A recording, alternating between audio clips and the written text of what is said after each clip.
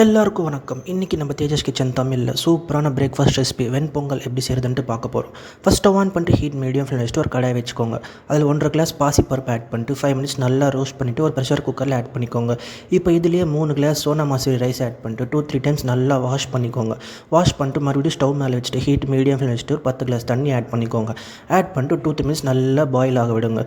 இப்போ கொஞ்சமாக இஞ்சி, கொஞ்சமாக கல்லுப்பு, கொஞ்சமாக பெருங்காயம், 2 ஸ்பூன் கீ ஆட் பண்ணிட்டு ஒரு வாட்டி நல்லா மிக்ஸ் பண்ணிவிட்டு இன்னொரு 5 மினிட்ஸ் நல்லா குக் பண்ணிக்கோங்க.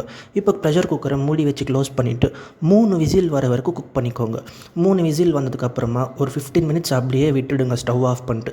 அப்போ தான் ஸ்டீம் ஃபுல்லாக இறங்கும். இப்போ ஓப்பன் பண்ணி பார்த்தீங்கன்னா ரைஸு பாசிப்பருப்பு நல்லா மறுபடியும் ஸ்டவ் ஆன் பண்ணிட்டு ஒரு சின்ன கடாய் வச்சுட்டு அதில் 4 ஸ்பூன்ஸ் கீ ஆட் பண்ணிக்கோங்க. கொஞ்சம் ஹீட் ஆனதுக்கப்புறமா 1 ஸ்பூன் பெப்பரு, கியூமின் சீட்ஸு, 4-5 பச்சை மிளகா, கொஞ்சமாக கேஷ்யூஸ் ஆட் பண்ணிட்டு ஒரு 1 மினிட் நல்லா ரோஸ்ட் பண்ணிக்கோங்க. இப்போ இதை எடுத்துகிட்டு பொங்கலில் ஆட் பண்ணிட்டு ரோட்டி நல்லா மிக்ஸ் பண்ணி விடுங்க. இப்போ ஃபைனலாக 4 ஸ்பூன்ஸ் கீ இதில் ஆட் பண்ணிட்டு இன்னொரு வாட்டி நல்லா மிக்ஸ் பண்ணிங்கன்னா சூப்பரான வெண்பொங்கல் ரெடி.